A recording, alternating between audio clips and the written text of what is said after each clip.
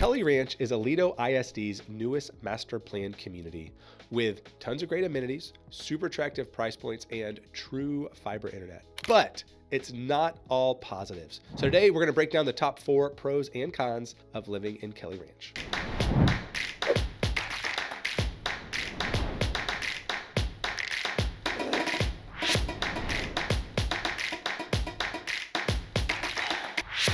My name's Jared with Living in Aledo, Texas, and I think what will help us best is give a quick orientation of what Kelly Ranch is, right? Before we jump into the pros and cons. So Kelly Ranch is a master plan community on the south side of Aledo ISD. It's going to be located off 377 and Kelly Road, right next to Blue Jack Ranch, which is the super high-end golf course community that Tiger Woods is helping to develop. So it's gonna have a lot of great amenities, which we're gonna talk about. There's some pros on that. There's some cons on that. It's gonna be, probably about 2,000 homes when it's all said and done. It's gonna have some nice parks, but that's the overview. If you want more, if you want everything that you need to know about Kelly Ranch, go check out my other video. And if this is your first time on the channel and you are finding it helpful, or you haven't yet, go ahead and hit that subscribe button to come back for more content like this. And if you are already planning that trip to Aledo, maybe you have a job offer, maybe you have a start date, maybe you're just trying to relocate to be closer to family, reach out, let's have a conversation. Let's see if it makes sense for when you come in town for us to meet, go look at properties. And so I can really help you narrow down what you're looking for and help you make the best decision for your family. So without further ado, let's hop into the list. Okay, pro number 1 is going to be the fact that Kelly Ranch just has so many options for buyers, right? You have Sierra Vista, which is the more entry point neighborhood that's going to cover like the mid 300 price point, right? You have homes right now, and don't hold me to this in the future, but you have homes as low as like 365, 370 that you can buy in Kelly Ranch in Sierra Vista. Then you have kind of a midpoint price range in Rio Vista, maybe in the 500s up to the 700s, maybe even more in that neighborhood, but you also have it gated, right? And then you have a custom neighborhood section, La Dorada, which they're predicting up to and over $2 million, right? Maybe starting in the low millions, but you just have so many price points, so many options. Go check out my Everything to Know About Kelly Ranch, kind of a little bit more of a deep dive, but you've got, KB Homes, Pivot Homes, Brightland Homes, M the Builder, and this isn't all of them, but you've got all these different builders. You've got all these different price points. You have different lot sizes. I mean, home lots down to maybe like 0.16 acres up to the custom area, which you should have some lots over an acre, right? So you just have this wide array of options and selections, price points, the feels, all that stuff. So pro number 1 is just, if you're looking for a new construction home in a development, there's going to be something that might make sense for you over here, right? Now, if you don't want to be in a development, it's not for you. But if you want new construction and you want a neighborhood with amenities, Kelly Ranch is worth looking at. Period. Now, it might not end up being the right spot for you. There's going to be some cons, but literally just 2 factors: new construction and you want neighborhood amenities. It's worth looking at. It's worth taking a drive. You should get down there. You should familiarize yourself with that. You should also go check out the builder pages that I'm working on my website. If you watch this the minute this video is released, they might not be live yet. But I'm going to have a place on my website where you can have all the builders you can look at, figure out, not just Kelly Ranch, but the top 20 or 30 builders in the Aledo area to make it easy for you to do some research on the builders you might want to work with and what price points they operate in. So we got some more pros to get to. Then we're going to jump into the cons to see if I can talk you out of it. But let's keep going with the list.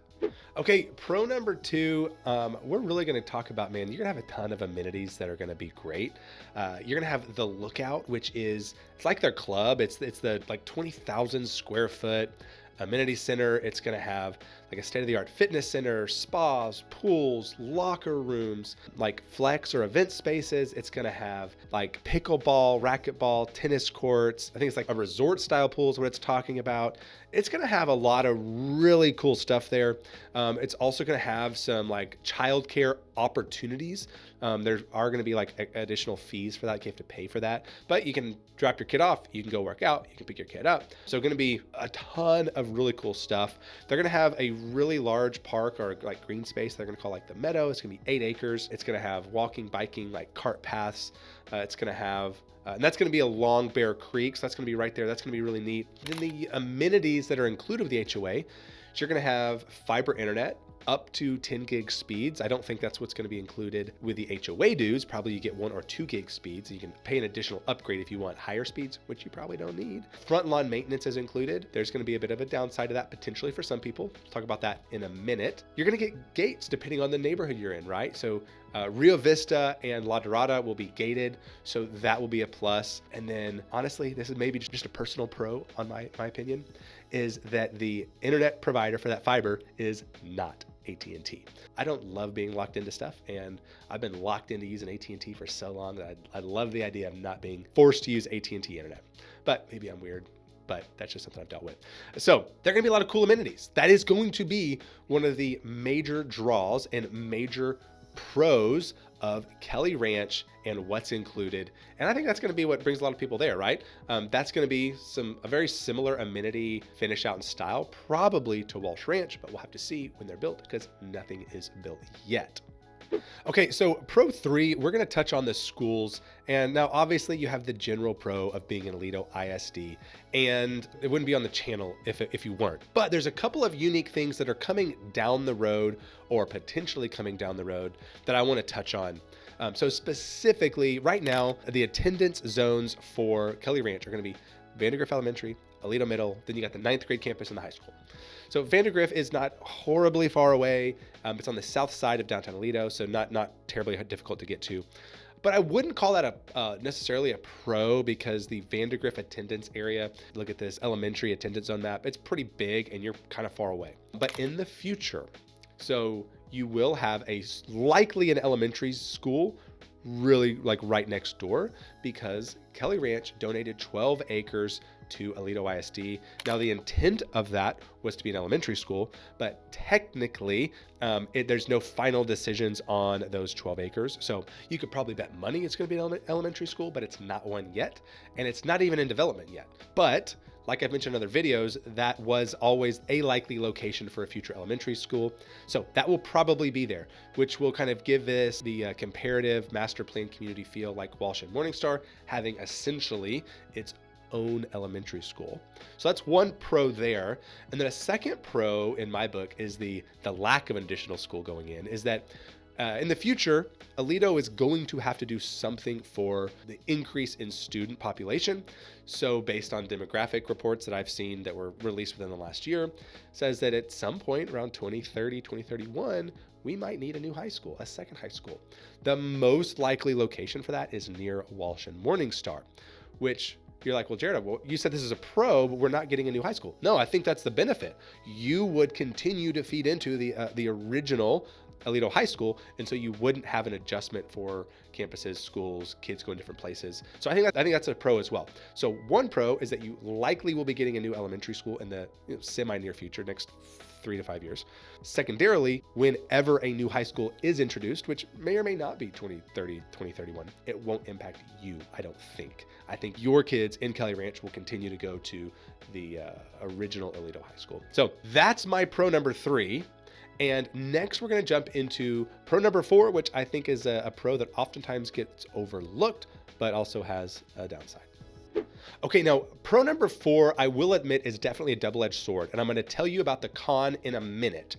But pro number 4 is going to be the early stage buying opportunities by buying in a neighborhood early in the development. And it's not just because you're going to get a lot of appreciation.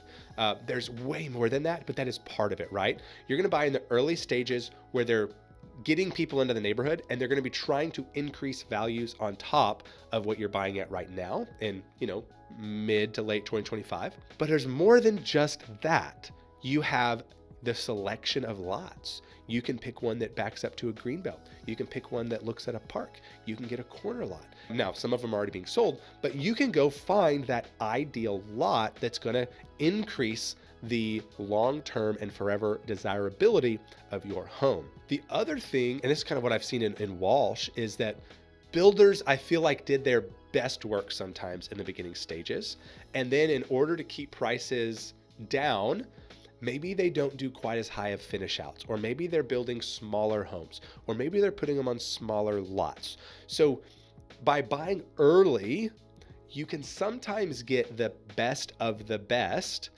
And then in the future, maybe the homes that are built 5 years down the road, yeah, sure, they're new and you're 5 years old, but maybe, the selections on your home are higher end. Maybe the lot size is unique and different, and there's just not any of the same level of like lot locations that they can pick from. So that's something to think about is, okay, well, if I like the area and I'm okay with some of these negatives we're gonna be talking about, I can really get something that I really want and should increase the long-term desirability of this home I pick. And I'm getting first choice, right? There's a first choice advantage, even if it just comes to like your long-term enjoyability of the property. You want to be close to the park. You don't want to be next to the gate. You want to be in a cul-de-sac. You want to be, next to or backing up to a green space. All sorts of options that are much easier to make happen in the early stages of neighborhood development. Okay, so those are my top 4 pros, and I do have to draw the line somewhere, right? So we're sticking with top 4 pros and cons. We're gonna hit the top 4 cons now. So if you're enjoying this content, hit the subscribe button. And as you listen to my top 4 cons, if you are still considering Kelly Ranch, if you still think it's a great fit for you, let's get a time on my calendar, reach out, let's have a conversation. Let's make sure that you are narrowing down the best neighborhoods for you and your family. Because if you do have a trip, I want to hear from you sooner rather than later to make sure I can get you time reserved on my calendar to make sure you find that perfect fit for your family. So with that being said, let's jump into my top 4 cons of Kelly Ranch. Okay, now con number 1 is definitely 100% going to be location. So Kelly Ranch is going to be way south Aledo ISD off 377 and Kelly Road. So if you're going straight into Fort Worth, you're going to be going up 377 through Benbrook, which during the middle of the day, not a big deal, but the traffic can really back up in Benbrook during morning and afternoon kind of rush hour. And if you have kids that are going to school and then have to go somewhere else, you're going to have kind of a really roundabout way that you're taking your kids to school. So like, I do have to say the actual drive to like the elementary school is probably not terrible. You're gonna go up Kelly Road, you're gonna go 1187, and you're gonna hit it before you go through downtown or have to cross a railroad track. But then you've got, the middle school, and then you've got the high school. So those are just 3 separate drives. And if you were having to take, a kid to elementary school and then go into Fort Worth, you have a pretty long morning of drive ahead of you. So location for like the commute, I'm going to say is a negative. You do feed into, Vandergrift, like I said, which is just south of Aledo, like downtown. So that's going to be a drive. And then getting through everything else is kind of not going to be the most fun if you do that on a routine basis. And it's going to be a con, especially when you compare it to maybe, Walsh and Morningstar, Parks of Aledo, that are going to have a lot more convenient, school drop-offs and getting onto the highway as opposed to up like 377. So that's probably going to be my biggest con. We're going to get into a couple more, and particularly we're going to hit a couple that impact your pocketbook and your long-term carrying costs. So stick with me on this one. Okay, con number 2 is related to the fact that if you buy in Kelly Ranch today in 2025, you are buying in the very early stages of development. Now, while that can be good for your home values or your equity or future growth, that's not a great lifestyle time to buy in a community, right? There's going to be development and construction going on, not only for the foreseeable future, like the near future, but the long-term future, right? So you're not even going to be able to buy on a street or a section that's fully built out yet. So that's going to be something to think about, that you don't really know what it's like until you actually experience it. So this is going to impact everything from, construction going on during the day, workers driving in and out, construction vehicles being parked on the road, to like roads getting dirt on them, to, maybe if you have a home being built next to you, runoff or dirt like kind of getting piled into the edge of your yard, to maybe you get a nail in your tire because there's just construction material. I don't expect that to happen all the time or like frequently, but that could happen, or is more likely to happen when your neighborhood is still a construction zone, basically. Even just more dust in the air, like you probably will need to change your air filters more frequently to make sure you're not straining your AC unit. There's going to be all sorts of like probably at least minor frustrations living in a community that significant construction is still going on. Now, they're not going to be building in the middle of the night. They probably only do construction between like 8 to 8, right? Or 8 to 7, something like that. But there's going to be some annoyances, right? You're going to get people driving the neighborhood to check everything out. You're going to have these model homes. You're going to have just a bunch of stuff related to new homes going in, people being interested in it, construction going on. And so that's something to think about. You know, you might have a construction vehicle hit a gate. Now gate's down, right? A neighborhood gate. So something to think about. Again, not the end of the world, but some people, I've had clients specifically say, I really don't want specifically construction to be going on around me, either home on either side of me or like across the street. Maybe they're more comfortable with it down the street or around the corner or in the neighborhood, but they really don't want to be that first home on an unbuilt like street where they just know there's going to be construction going on for the next 12 to 24 months. Okay, so con number 3 is going to be the HOA, the cost, and what comes with an HOA like this, right? So right now the HOA is about $2,700 per year. And when the amenities are finished, my contact at Kelly Ranch told me that HOA is going to be increased to about $3,300 per year. So already at $2,700, that's basically the highest end of HOA dues in the Aledo area with no amenities yet. You get, when they're finished and you jump to $3,300, that's going to be basically the highest HOA dues of like any sort of normal style community, right? We're not talking about Maverick. We're not talking about Blue Jack. We're talking about Walsh, Morningstar, and then all the other neighborhoods that have regular HOAs. So higher than average HOA costs is going to be a con here, right? Now you do have gates, which Walsh does not have in some of its sections. But one of the interesting things for me is I kind of expected there to be a difference in HOA cost based on either the section of the neighborhood you were in or the lot size. And from what I was told, HOA is going to be the same for everybody. Now, maybe the person I was talking to was misinformed. Maybe they were wrong. But what I was told from Kelly Ranch was that all the lots are going to have the same HOA expense and all the same HOA, like rights, amenities, all that stuff. So if I hear I'm wrong and I was told wrong, I'll give an update in the future. But right now it looks like $2,700 across the board, $3,300 when everything's done. And unfortunately, the way HOAs work is those dues can be increased in the future. And so that might be a slightly burdensome cost on the lower end of the neighborhood. You know, you're buying a home at $350,000, $400,000, and you have a $3,500 or $3,300 a year expense for the HOA. That's a fair amount of money for them. You have a $1.5, $2 million home. That's not a lot to them. So something to think about and consider. That will be a long-term carrying cost. And now when it comes to like restrictions for the HOA, in the first two sections, Sierra Vista, Rio Vista, not a big deal. You're mostly buying a home from a builder who's meeting all their standards and stuff. Where it could get a little bit frustrating or burdensome is in the custom section La Dorada, where the HOA is actually controlling even the type of construction materials you use for your home. So for example, that home has to be over 3,500 square feet, which makes sense for higher end homes. And it also has to have an impact resistant roof. And another example is premium windows. So for the benefit of the neighborhood, all these things are positive. It will help maintain and create the high-end luxury feel and reality of the neighborhood. But on the other hand, it could be potentially frustrating for individual homeowners when they're going through the process. And that's kind of a reality of HOAs. Their job is to maintain the neighborhood and protect values.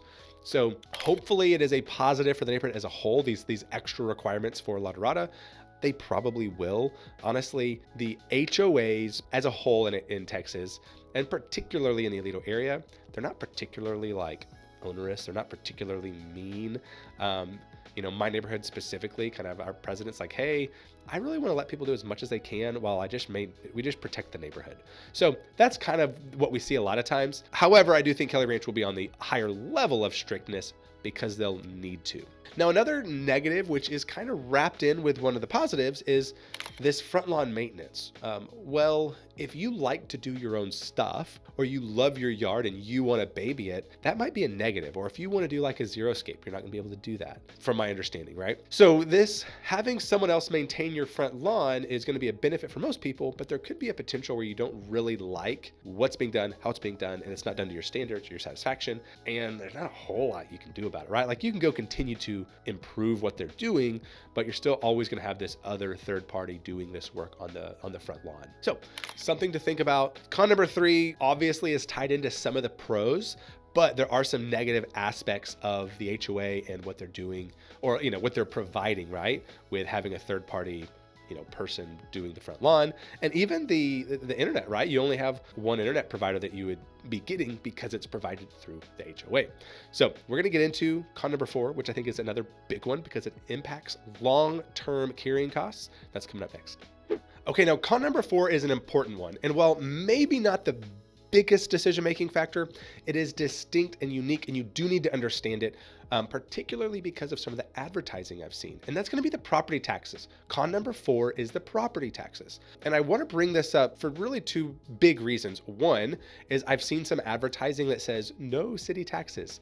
And while that's technically true, the interpretation of that, or the normal interpretation, is that you're saving on your property taxes, or that your property taxes are less. Which leads me to point number 2, is that you actually have basically the highest property tax rate in Aledo, or the Aledo area. You are tied with Morningstar, which previously held the record for the most expensive. So your tax rate in Kelly Ranch is going to be 2.8%. So, well, why is that? Why are they saying, no city taxes, but you have a higher tax rate?